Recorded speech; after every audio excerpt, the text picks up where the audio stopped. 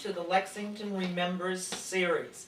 Here today we are at Brooksby Village as guests of Helen, Harold, and John Millican. The Millican family, formerly of Lexington, and they have a great deal to do with the history of our community. Believe me, you go back, way back. So, I want you to, the audience, to listen to our interview carefully, and I think you will see that, in fact, history repeats itself. I think you can go through the years and you will find this to be true. So, first of all, how did you gentlemen, how long have you been, has Lexington Gardens been in Lexington, and how long have you been involved? When were you first here? Well, we were both born in Lexington, right on the farm on Burlington Street. The first farm was on, I think it's 1 Burlington Street or 9 Burlington Street. And we were born in the old farmhouse there, which is now a synagogue. And so it's still there. And our land went all the way down to Willard's Woods and almost to Adams Street on the other side. So I'm 81 now, and you are? Going on 84. 84. And I've been here 3.5 years, and the rest of the time I lived in Lexington. What did you raise on the farm where you were born? What did your family raise? What did they do with all that land? We had 70 acres of truck garden farm. We raised beets and carrots and all kinds of vegetables. And we would take them to the market in Faneuil Hall Square in Boston. We used to go in with Dad in the old truck, and back in the Faneuil Hall curbstone, and wait for the store buyers to come in. We were called market gardening, Yes. really is what it was. It had all to do with vegetables, the Okay, type of thing that you buy in the grocery store. all right. And eventually we got into First National stores in Somerville. And I showed you that picture, that truckload of carrots. We'd go down to the First National Stores warehouse Just to the warehouse. in Somerville. And then First National would ship it out to To its their various grocery stores. stores. Yeah. So Right, eventually we raised what they wanted. I They see. would tell us what they would like, whether it's carrots or beets or whatever it is. And we would fill in their needs that way. How long did you have that property on the first property that you mentioned? Well, my father lost it in the crash of 1929, which is very similar to today. The same kind of thing happened to him. You want to go from there? And I can remember Dad would go to Springfield to get a loan from the Federal Land Bank to keep going. He went 3 times. The 3rd time, they said no more. Pack your bags, you have to leave the farm. And so that was a wonderful business before the crash came along. Mhm. We had a vegetable route through Bedford and Arlington and Lexington, Belmont. And the crash began in the 29. We'd come to a lady's house and she would say, "My husband just lost his job. Can you trust me? And he's going to get a new job and we'll pay him next week." Next week we came around, he didn't get a new job. And this went on for a month or so. Now we had people in all these towns owing us money. And we couldn't get money to pay our bills. Then he had to borrow money to keep going. And finally, we had to leave. We started Lexington Gardens with $50 and the furniture in the home and 1 old truck. 1935, I was 10 years old. 1935, you moved to where? Now, let's, Where Lexington where Gardens. Lexington Gardens is Right. located now. It's That's on located Hancock Street. on Hancock Street. Actually, Burlington Street and Hancock Street joined each other right there, so. that How was it that that land was available? It belonged to Professor Hamlin, who lived in Lexington. He was a professor at Harvard College for botany. And he bought that land with the idea of going to bring college students out there to look at his rare plants. He would have them come out in buses and look at his plants. But he didn't need all that land and the barn and all that. And my father began to be a good friend of his, and he asked my dad if he wanted to buy it, just about the time we had to get out of the other place. Wow. And he said, you can pay me when you get the money to pay it. He gave us the opportunity to get started again. Yes. And we went to Faneuil Hall Market with alone. We were starting to raise a few pansies. And we had a few pansies on the back of the truck. And a man came along and he said, I'll take all of those and deliver to my store up the street, Tremont Street in Boston. He was a Woolworth manager. And my father laughed at him. What do you want plants for in a Woolworth store? He said, never mind, bring them up. And before we got back home, there was a phone call, he sold them all. And he said, we have other stores, they'll buy all your pansies. And that's how we finally got into all kinds of plants. And in 15 years, we had 100 Woolworth stores that we delivered to year-round. So you had to add buildings to raise these pansies and so Yes. forth, so you were in the construction business It never also. stopped. So now you've increased the size of your greenhouses and so forth, and you're raising, And we had 100-foot greenhouse, came with the property. Yeah, right.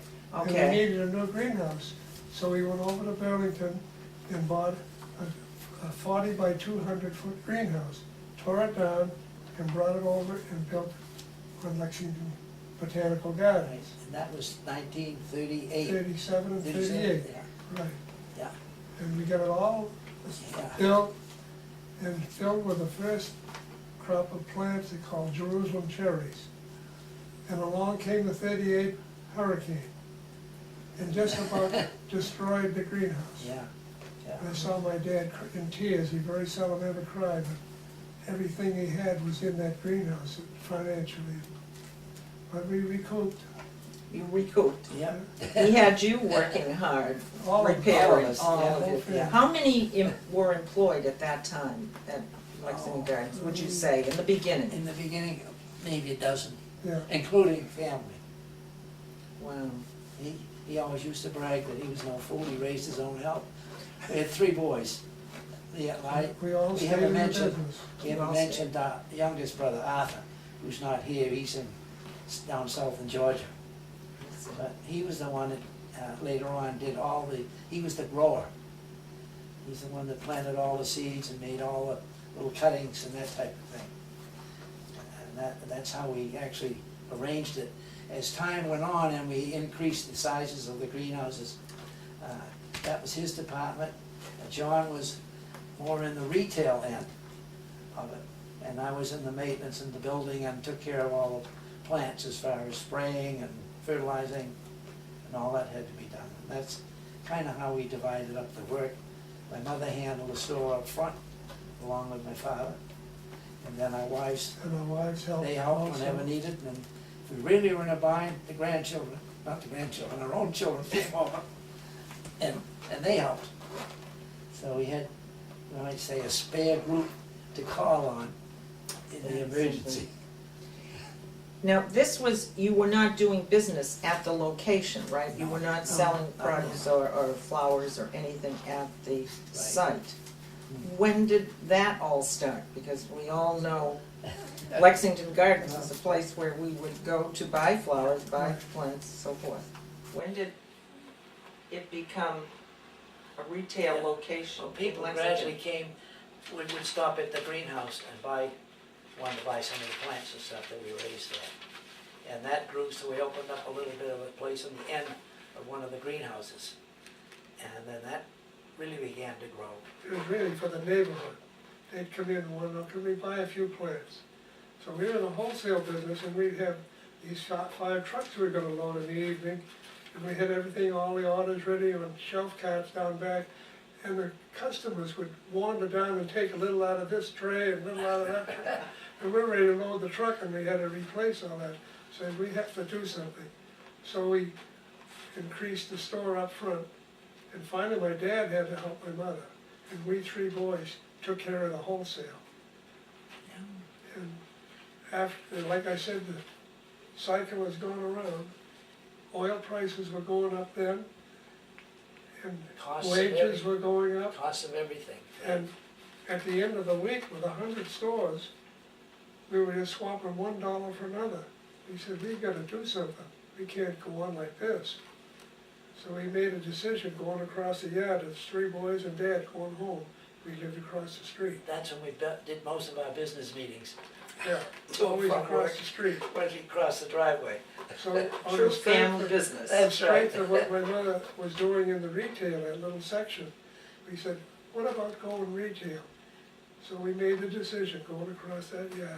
Quite a decision to drop Yeah, 100 So over. we sold 4 of the trucks, we still kept the 43 people working, and we took the petition down between 2 greenhouses and made it a big one, and did all the retail inside, we did all our own work. Harold was a welder, he could weld anything.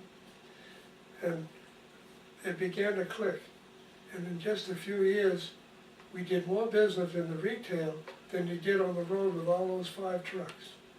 Amazing Yeah. how it happened. Yeah. People Their would, reputation spread very quickly. All without advertising. people would come Yeah. on Saturdays, and then they'd bring their friends the next week. And they'd come in the door and they'd say, what's new? And we always remembered that. We'd make sure we changed something that was new. We had a special counter, didn't we, for Yeah, that? yeah. Yeah, We it made was all new. Yeah. the inside to be like a happy place. We had music playing, not the wild music, some that you get today, but and at night we'd play a tune, good night, ladies. Yeah, we had a And they closing know it was tape. time to go home. Isn't that The wonderful? rainy days, stormy days in the winter, you couldn't get in the place because there was a place to come with your neighbors and friends. We were always busy. What were some of the varieties of plants and flowers that you sold at first? You mentioned- Ivies, philodendrons, and cactus. Oh, okay, The little things you used to see in the 5 and 10s. right. Little teeny pots and sell for 19 cents, I remember, something like that.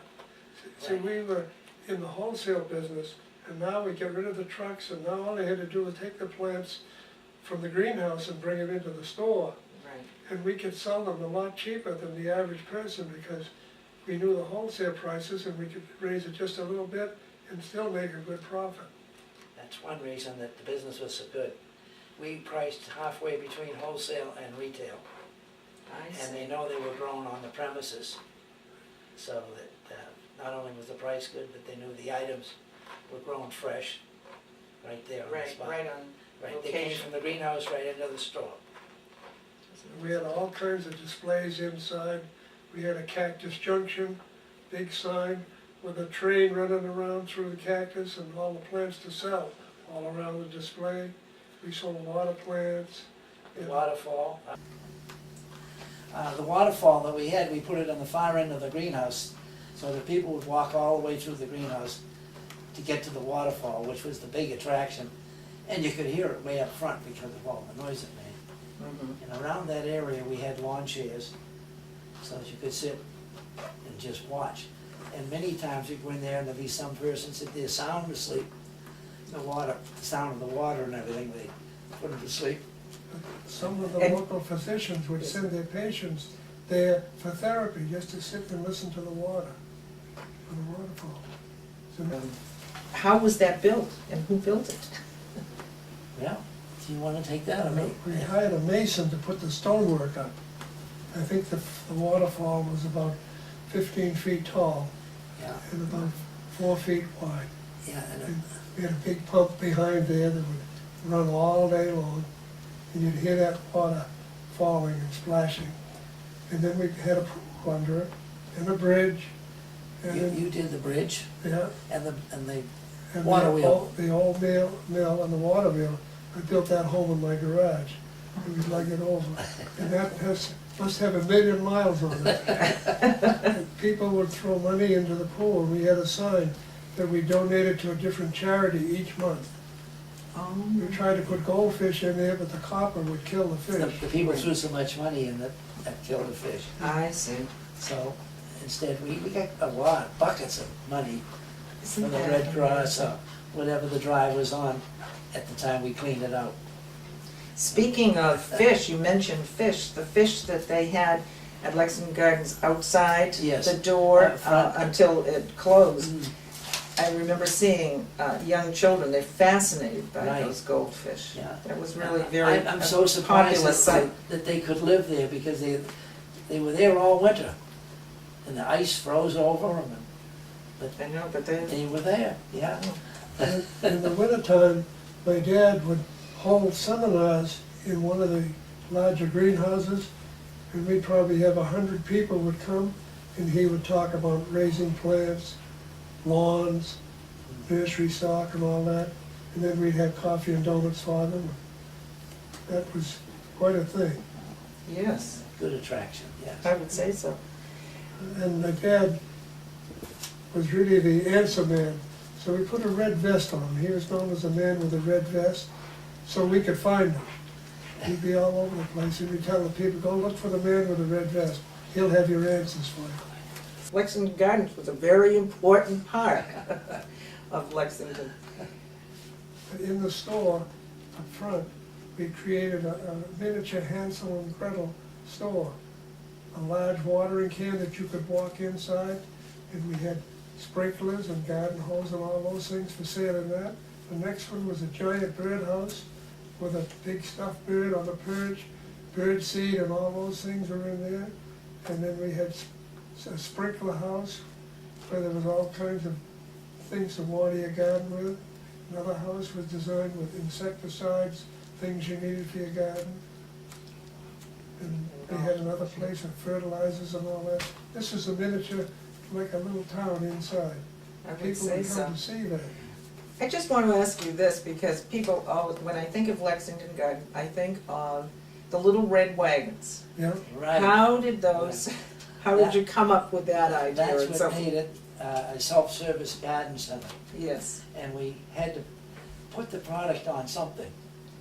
And the simplest thing then, we noticed the kids had the red wagons.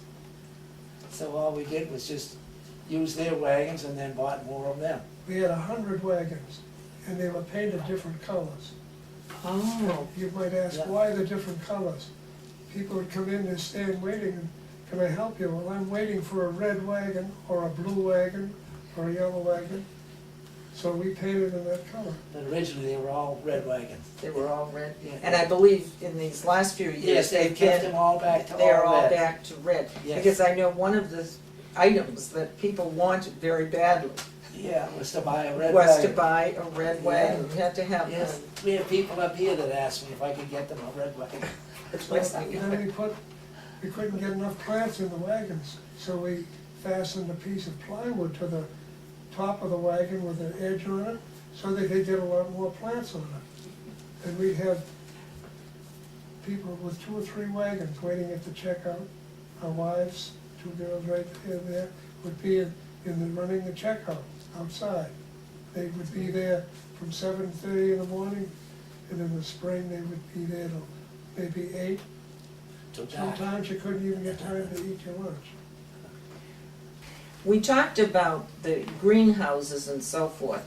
Were those difficult to build, or who built them? And can you tell us more about that? Because to me, We that's built all the fascinating. greenhouses, all the family. We, once in a while, would hire an electrician or somebody else. And we did most of our own building, right from the ground up. We had 10 greenhouses at the end there. And we needed an extra greenhouse one day, and we saw an ad in Concord, New Hampshire. And Dad couldn't go, but he said, take Mom and you 3 boys, go up there, and if you think it's something we should have, buy it. So we bought the greenhouse. So we went up there, we 3 boys and another young fella, pitched a tent up there, and lived there for 2 weeks, and tore that greenhouse, which was 40 by 200.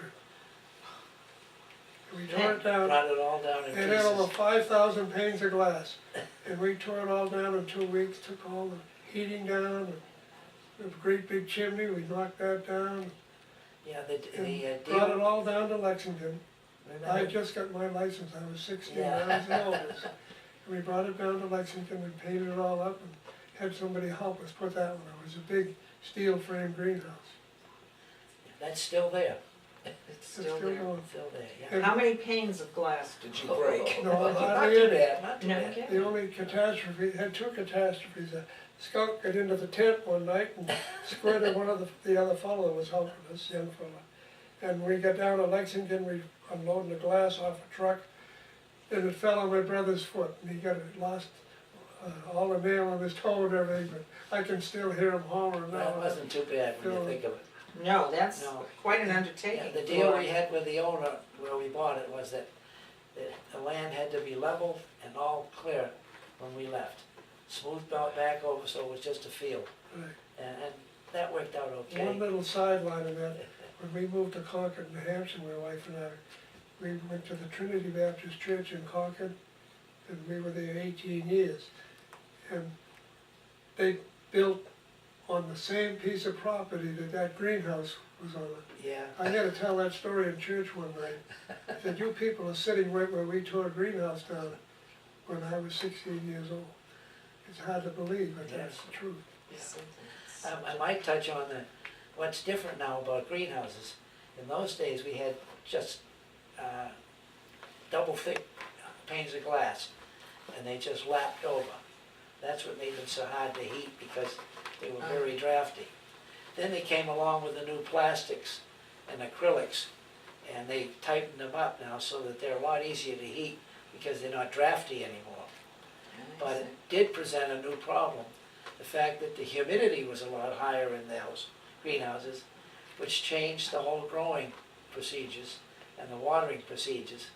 Because in the old drafty greenhouses, everything was nice fresh air, plants dried out normally, which did not happen in a real airtight greenhouse.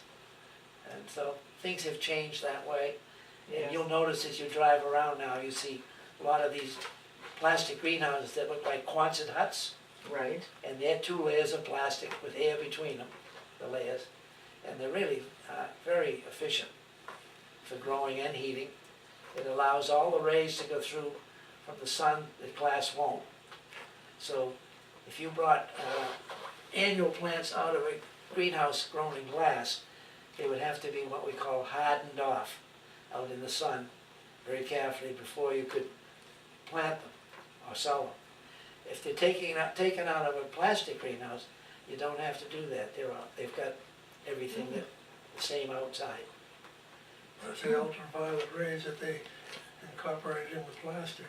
Yeah, so things have really changed in the greenhouse business. We talked about plants and so forth, and earlier on you were involved in vegetables and so forth. What about landscaping? Like I noticed that you do have a lot, Well, we didn't raise the nursery stock. We had to go and buy that in Okay. Connecticut, Rhode Island, New York. That was my department that gave me that job, and I'd go with the salesman and we'd visit all those nurseries. And in the spring, they'd all arrive at big trucks, and we'd label them and put them in sections, automatically watered, overhead watering. And we had the red wagons. People go down, help themselves, or they need to ask questions. There was always one of us there to answer their questions and tell them where to plant things, how to do it. And we had quite a busy outdoor retail section for nursery stock and all that. We had the outdoor checkout, which handled 2 registers. There's nothing to see a line of a dozen people waiting to check out. And I can remember people saying, I shouldn't be buying these plants because this is next week's grocery money. We heard that many times. About the Victory Garden. Yes. How did that happen? How did that come about? And name some of the people that were involved in that and Yes, so forth. the Victory Garden actually arrived in Lexington after Pepperidge Farm had bought the business. Okay. And they labeled the home of the Victory Garden. And they used to do their video work and everything right there. And a number of people, that was a great attraction for the gardens there. And Fred, I think, was in charge then. And he made sure that the right plants were in there, whatever they wanted. And that went on for a number of years. But gradually the Victory Garden expanded, and they were in England, they were all over the world almost, and gradually just dwindled and disappeared from Lexington. I see. But that was I think it was a weekly program. We used to spend hours and hours down there with a film crew, Right. videoing those different programs about certain plants, how to plant them. And they were in the ground at that time. And they'd take them all out, put something else in next week. things like that. And the buildings you saw there, the greenhouse, and there's a special kind of a building that they have, they were all donated by the people who sold them as an advertising thing. So even the fence, everything you saw down there was usually donated by the companies that sold the product. And it was a great thing while it was going. Yeah.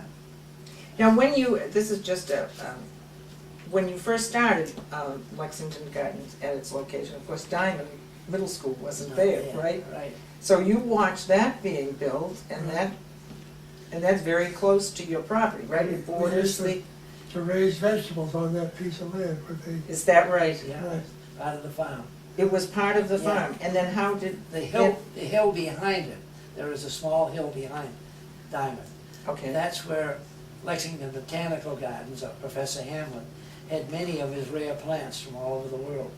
And even today, if you walk up on that hill, you will see amongst all the weeds and the bushes, the walkways that they dug out with little raised beds, a whole maze in there, and that's where they planted everything.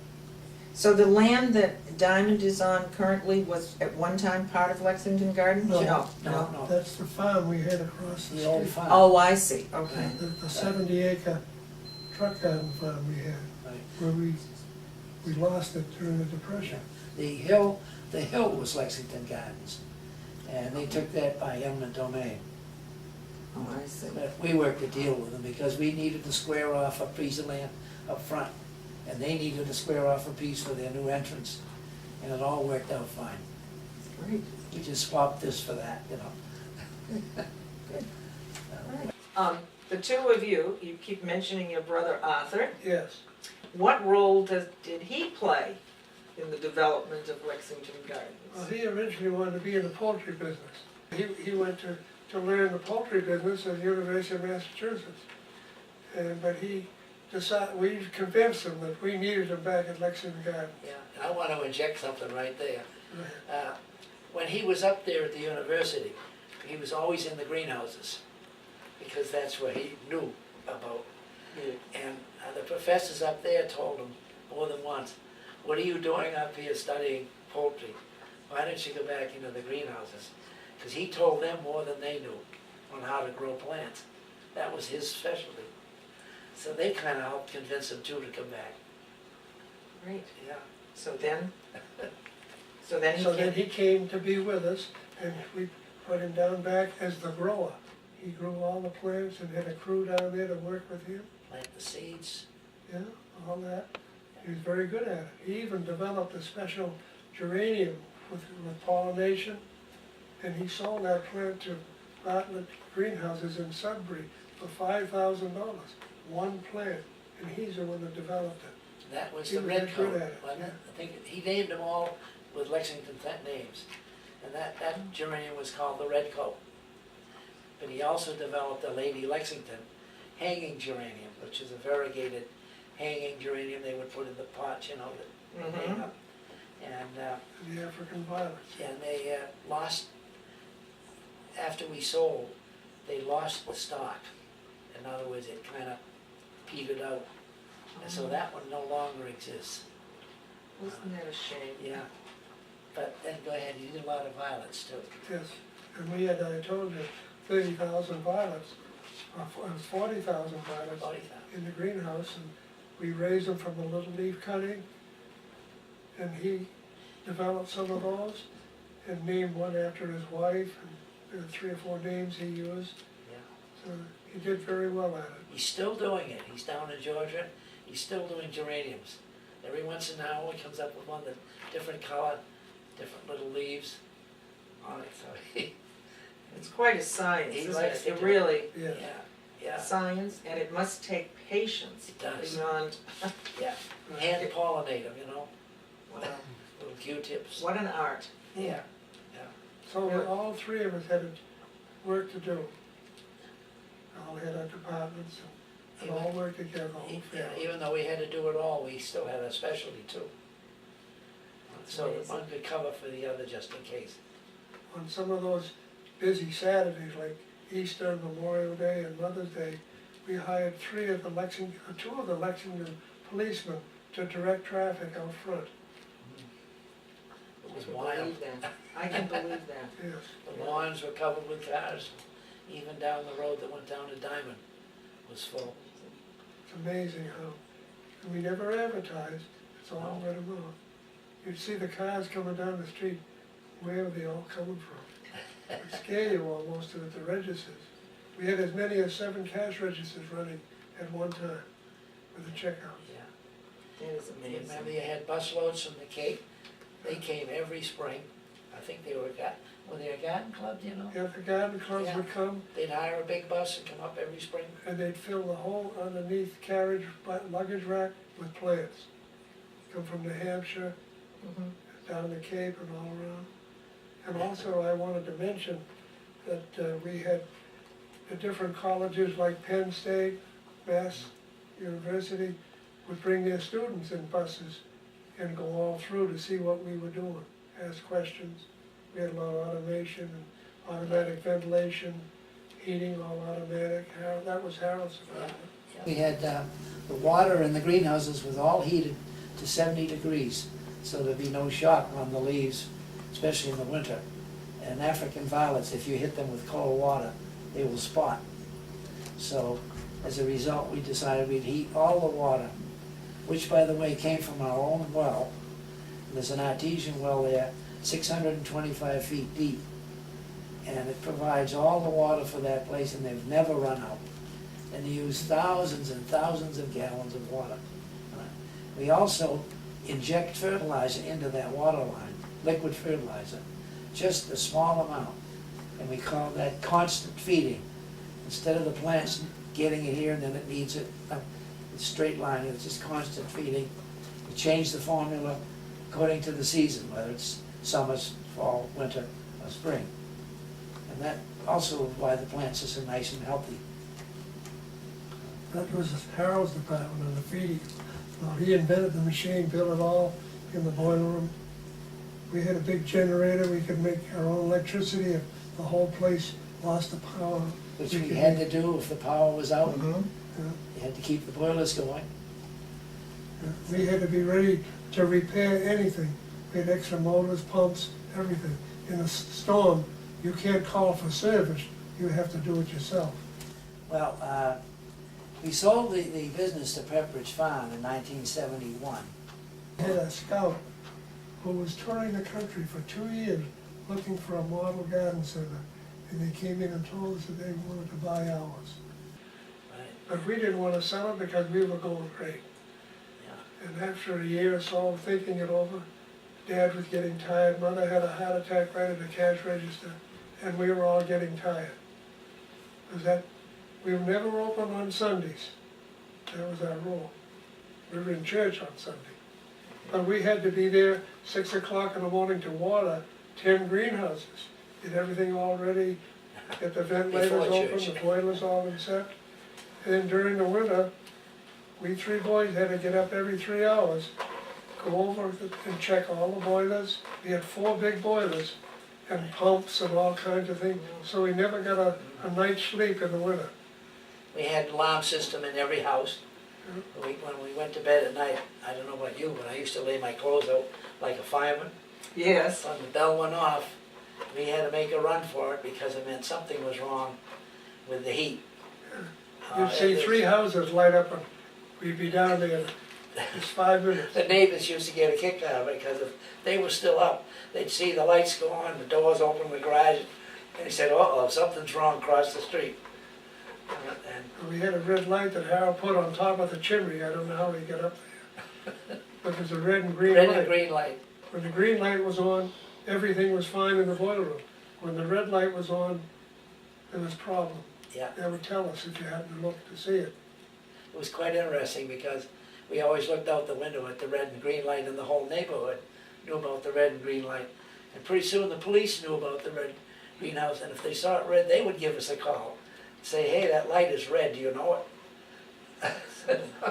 A 24-hour a That's what day it was. job to run that, to run Lexington Gardens. Yeah. And 365 days of the year. And on no Sundays, one of us would be on in the afternoon to water, get the boilers all ready for the evening.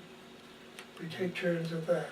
On a average winter night, which we 20 degrees or colder in the winter was an average in Lexington.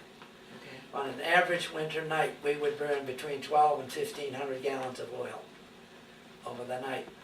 To We had heat, one that's big, 100,000 square feet of blast. one big boiler burned 80 gallons an hour. So you can see now why the problem Yes, what's about to come up about. yes, here we go Here we again. go again. Here we go again, The history cost of again. oil, The cost of oil, Right, we had- right. 2 10,000 gallon oil tanks. At that time, you were allowed to bury them. They're not there anymore. And we would probably get a truckload every 10 days, complete truckload in there of oil. Big And tank it for was the hell, expensive. 8,000 gallons in a truck. I think, Yeah. something So- like that. Then Pepperidge Farm's offer seemed Seems a pretty good, huh? sensible thing to do, Yes. perhaps? So we were getting tired. Yeah, and we knew my father would never retire. Okay. And we thought maybe this is a good idea. And John wanted, if he got out of it, he knew he would go into business himself, which he did later in New Hampshire. I wanted to prove I could do it alone. My wife and I went up to New Hampshire, bought a farm, and that's another whole story. Okay. Yeah. and Now, I- what happened after you sold it to Pepperidge Yes. Farm? I What- stayed with Pepperidge Farm for a few years while they began to expand. They thought what they wanted to do was to expand the garden centers, just like the one at Hancock Street, down the east coast, and eventually cross-country to the west coast. And they had really in plan to put in 1 or 2 a year, which was a big project. Right, and so right now, there are still 2 Lexington Gardens operating under that name in Connecticut. Their first Lexington Gardens in Connecticut was in Newtown. The second one was in Farmington, Connecticut, and the third one was in Morristown, in New Jersey. The one in New Jersey did not work out well because of the neighborhood. They found that the land was worth more than the business.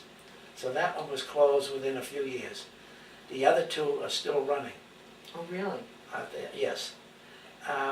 Pepperidge Farm, who was really owned by Campbell Soup, decided to give up the entire business after about 12 years. So they offered all the garden centers that were operating, including Lexington, to the people who were managing them for them at that time. And as a result, each manager did decide they would like to buy it. So Campbell Soup financed it for these fellows so they could have it. I see. In Lexington, Fred Hess, Doug McDonald, and Paul Hayes, the 3 of them who worked for us, got together and decided they would buy Lexington. And a little later on, Fred Hess bought them out. So Fred Hess has been running it now all these years on it. And now along came the increase in oil that we're talking about, Mhm. and the prices. Here we go. And Yeah. I guess you can say that October 4th, 2008 was the last day they were open, and is now closed.